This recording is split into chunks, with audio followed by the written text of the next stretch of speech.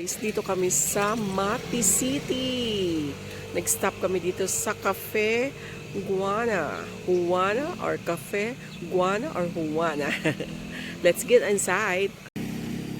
Hi guys! Welcome to my channel. This is Mommy Granny's Vlog. We're here at Mati City and Cafe Guana. This is Cafe Juana or Guana. Let's get inside. Ganda ng ambience dito sa labas guys. Ayan, meron silang siopaw at saka coffee. Kaya magko-coffee break kami and mag-siopaw. This is the place. Hi, ate! So, ayan yung ambience, guys. Very fresh dito. Very fresh. Ayan. Ayan. Meron silang paswing dito. Ayan na si Daddy O. Namimili na kung ano yung kainin niya. Pero coffee lang naman dito. May pagkain din pala kayo, ate? Ah. Unsa man imuha? Kanara imuha mahal? Kini mo imo pa lang. 25. Ha? 25. Pero kini pwede na sa iba. May pagkain din pala sila dito. Akala ko ano, oh. Ah, yan yung mga menu nila, oh.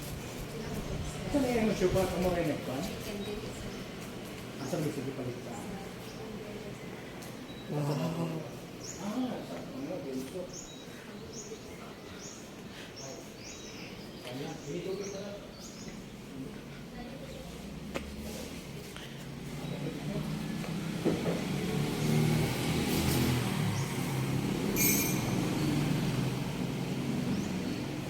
Muna yung red one, kayo mo na naman. Hariyan na ni Juan? Sa tunga.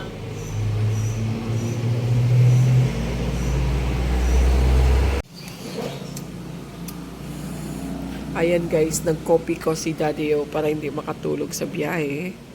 Then ayaw niya mag-siopaw kasi galing din pala sa Davao City ang siopaw, so ayaw Sa niya. plido man? Oh, Mantinilla. Mantilla. Oo. Thank you, kay te. Bye-bye, te. Ayan. Thank you. So, sarap ang coffee. Hindi tayo nag-siopaw kasi bumibili na ako ng siopaw ganyan sa Davao City. Akala ko homemade. Kung homemade, kakain si Daddy yun. Ganda yung ambience nila. Oh. May mga ganito sila. Ayan. So, bye for now. Guys, pauwi na kami. Thank you for watching. Ayan, mag-coffee break sana without ano yung coffee break ni Daddy. Yung akala niya homemade yung siopaw. So, ayan, going na kami sa pupuntahan namin.